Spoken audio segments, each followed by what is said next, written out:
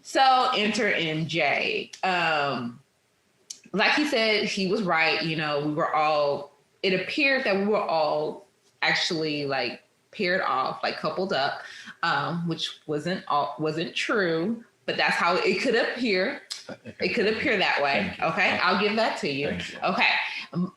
But he was, when I say he commanded the table, he commanded the table with his shenanigans. Like, I mean, he was talking about he was a stripper. His stripper name was Tonto. He was a masseuse. It was like he was doing the absolute most, but it was hilarious. We were like, is this like real? Like we're like looking around, like is this guy for real? So mind you, we're all having a good time. The restaurant is loud. So the side conversations that he's having with This is the B-side, B-side, B-side, the marriage.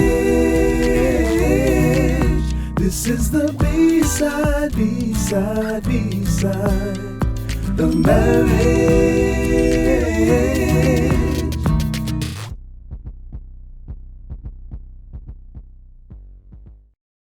Hi, and welcome to the very first episode of the Bside of Marriage Podcast. My name is Rashonda Adams, and this is my husband, Jason.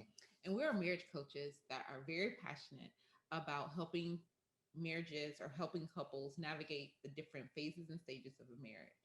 A and B sides of marriage. Yeah, so why did we start this podcast?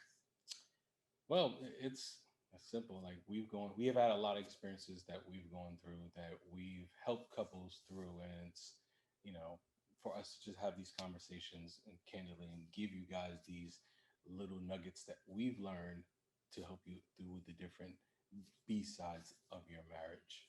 Right, yeah, just helping navigate, like I keep saying the word navigate, but just helping like to address and to discuss those taboo topics that, people don't often want to talk about when it comes to marriage. That's true. So yes, that's great. So one of the things that we would like to start the podcast off with, I guess our first segment would be just doing a maintenance check.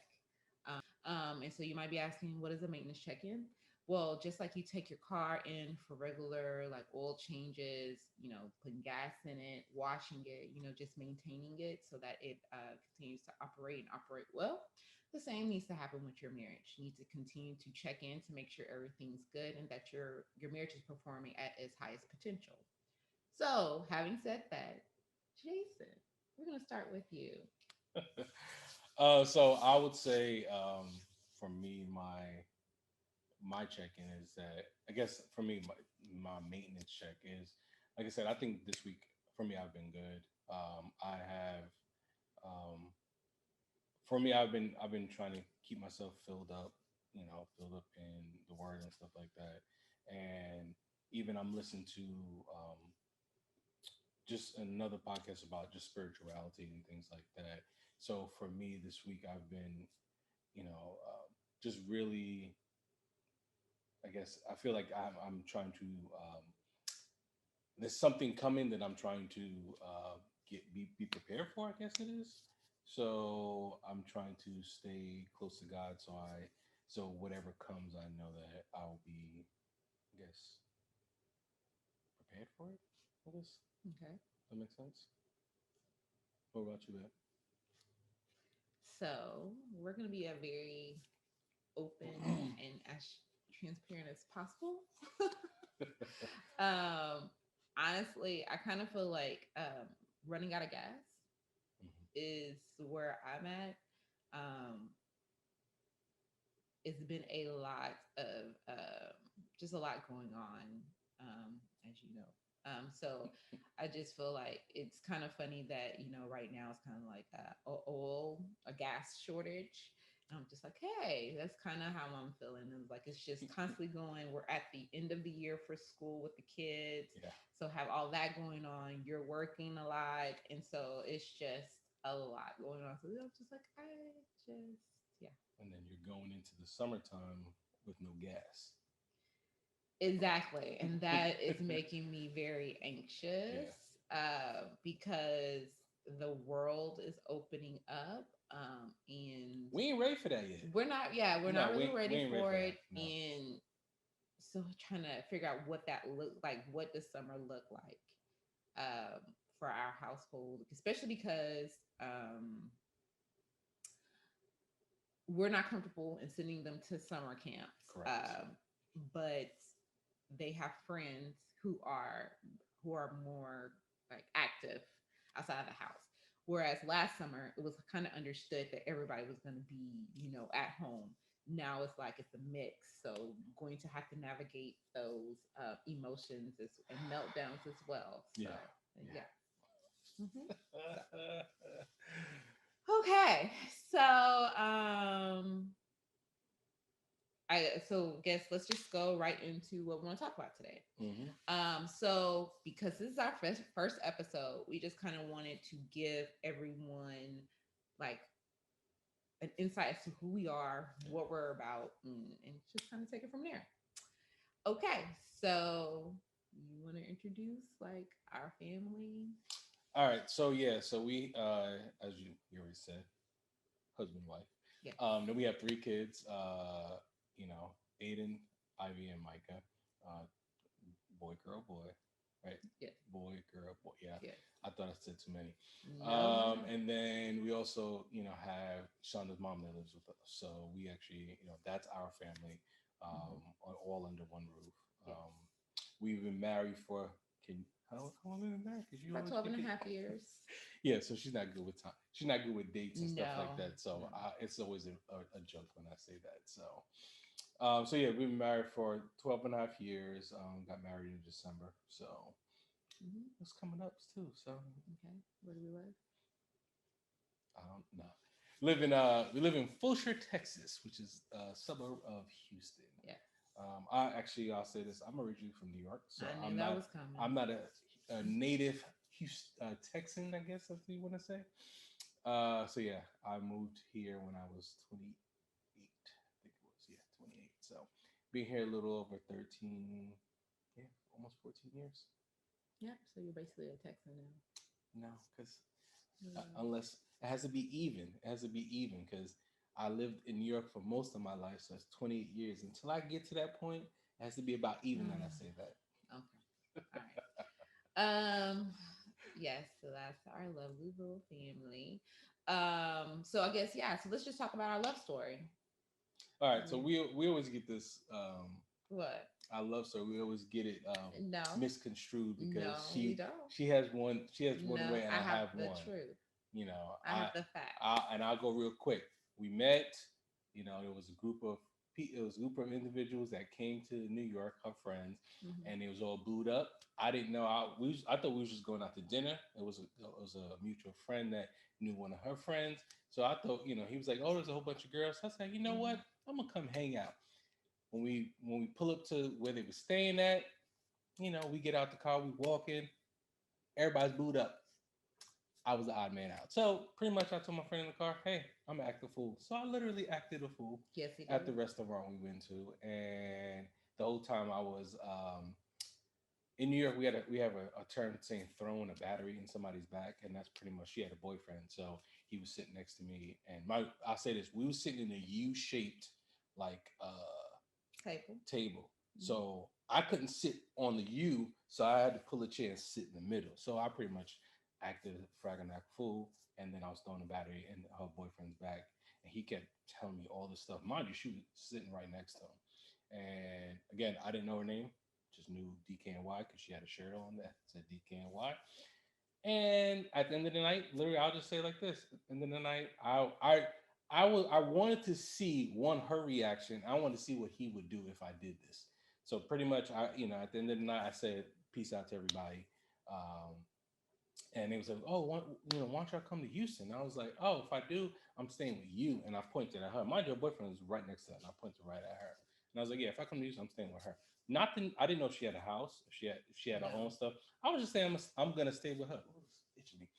So, and pretty much at the end of the night, gave her my pounds, and then at the end, I gave her a hug. She tried to give me that, what is it, Chicago tap tap on the shoulder.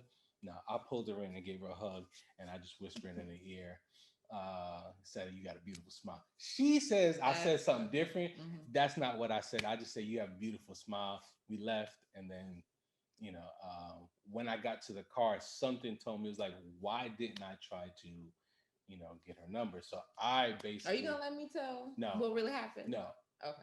Let me finish this All and I'll right. let you. So Okay. then I told my friend to give my number to his friend so he can give it to DKNY. And then I'll say it like this. I ain't hear from her for over like two weeks.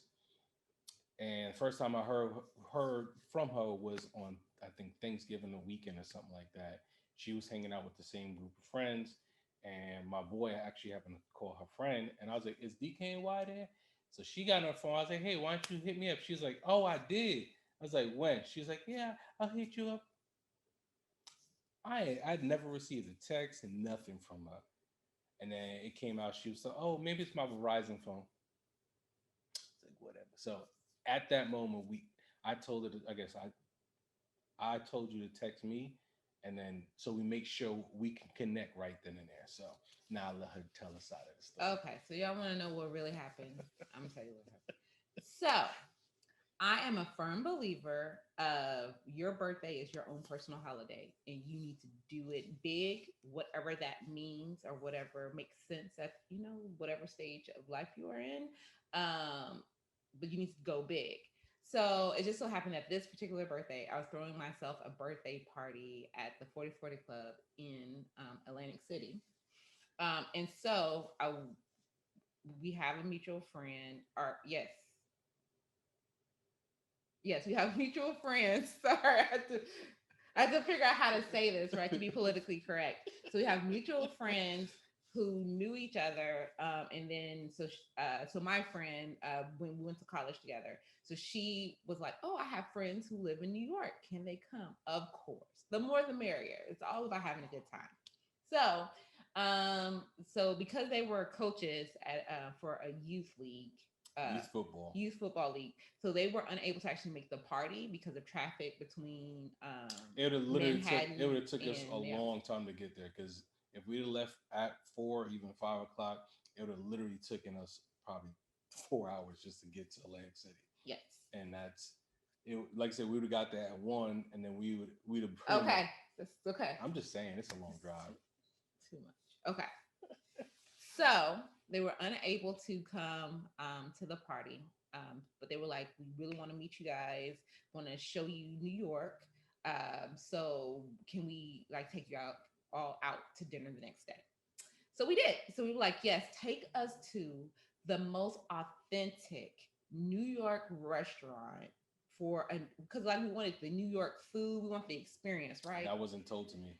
Guess where they took us to? That wasn't A told to me. bunch of Texas girls.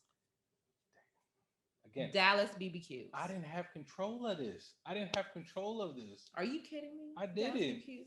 So anyway, so as we're walking up, I'm like, so they finna take us to a barbecue joint in New York. In okay. So we were like, okay, fine, whatever.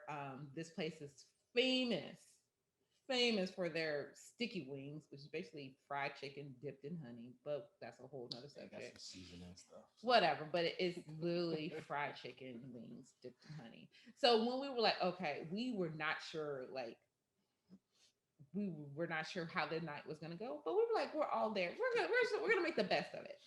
So enter MJ. Like he said, he was right. We were all. It appeared that we were all actually like paired off, like coupled up, which wasn't true, but that's how it could appear. It could appear that way. Okay, I'll give that to you. Thank you. Okay, but he was when I say he commanded the table, he commanded the table with his shenanigans. Like, I mean, he was talking about he was a stripper. His stripper name was Tonto. He was a masseuse. It was like he was doing the absolute most, but it was hilarious. We were like, "Is this like real?" Like we're like looking around, like is this guy for real? So mind you, we're all having a good time. The restaurant is loud, So the side conversations that he's having with my boyfriend at the time, I see them talking about like, oh, they're just hitting it off. I had no clue what they were talking about. So as we were leaving, so anyways, we finished, had a great dinner. It was a good time. It was not the best barbecue, but it was a good time, right? So we're leaving, and Jason does say, "Hey, if I when I come to Houston, I'm staying with," and he points to me, and I'm like, "Wait, what? What were y'all talking about?" So I'm trying to figure out what he was talking about with my boyfriend at the time, because I'm like, how does he even know? Like, I have a place for him to stay. Like, how does he know I want him to stay? Okay. Because even in the conversation at the table, it wasn't like Jason was making like having a direct conversation with me. I mean, it was just like table, a group conversation. So it wasn't like we had a one-on-one dialogue. So I was just like, okay, I don't know what him and my boyfriend were talking about. So anyway, so what he said was true about him giving me a hug. But when he gave me a hug, he said, "You have hey little mama, let me whisper in your ear, you have a beautiful smile." And I said, I don't remember none of that. "That's a little corny," but it actually went along with how he was behaving the rest of the night. That night, I'm just like, okay, this guy is. I probably said nut. it because I was acting a fool. He's a nut. So so yeah, so then we went, and I was hanging out with my college friends after Thanksgiving. It was after Thanksgiving anyway. So we ended up that part was true. It was his Verizon phone. It was his Verizon phone reason why it wasn't accepting my phone calls. That's all. Now, I just got to put that I ain't never heard that So- before. I ain't never heard a phone won't accept the phone I call. was getting everybody else's calls but yours. But see, this is the thing. I didn't have your number. But I mean, like, wait, I never had your number. I was calling you. You supposed to be calling I me. did. I called you, but it didn't go through. Well, that's what you said. You just ignored me then. I never got. You were trying to ghost me before it was ghosting was even a thing. I never even received a phone call because I was for 2 weeks. I was waiting for this phone call too, and then I never got it. That's why when I heard, oh, DKNY with Phil, put on the phone. That's what You didn't answer my phone because the unknown number and your whole rule. No, I would have answered it. I was waiting for this call. Waiting. Okay. But anyway, so we did talk, and we talked on the phone for a long time. Like we were like on the phone. We did the whole, you hang up. You hang up.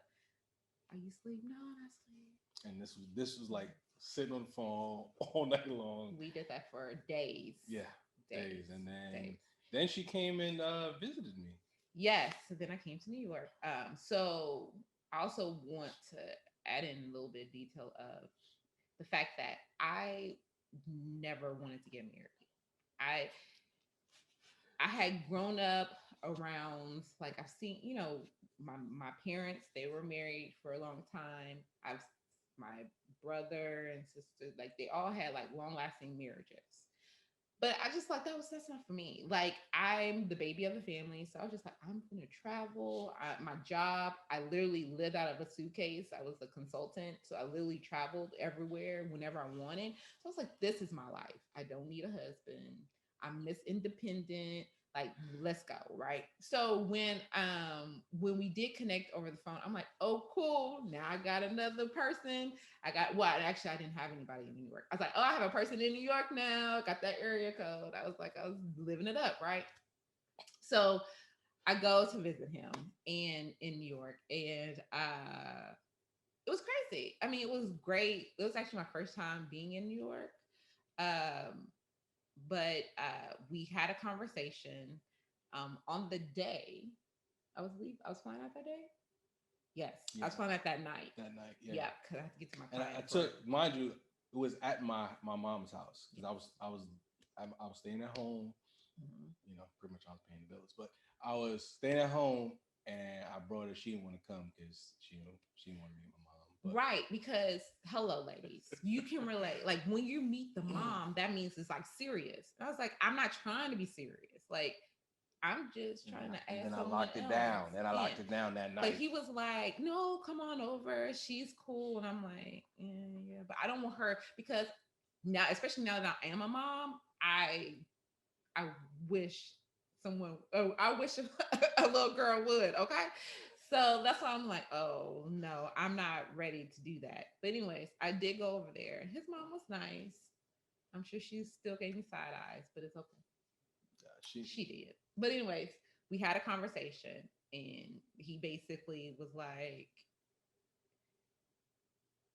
we gotta like make this exclusive. pretty much I was Yeah. like, whatever you got going on, you need to dead it. You need to end it because this is me and you. Yeah.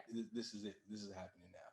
That's pretty much kind of how I said it, and I remember when I said it, her face, she like just froze, I guess for me it was more of he got like, how does he have the nerve to tell me like I need Well, to- right, because mind you, when I went to visit him in New York, me and my boyfriend at the time, we were still together. We were not. It was not we were still like fighting over the horrible birthday trip, but we were like still technically an item. And I'm like, so you what? I said, shut it down. I said, I shut it. I told her, I'm shutting down everything. I'm shutting down everything I got. It's me and you. We making this happen. We'll start this today.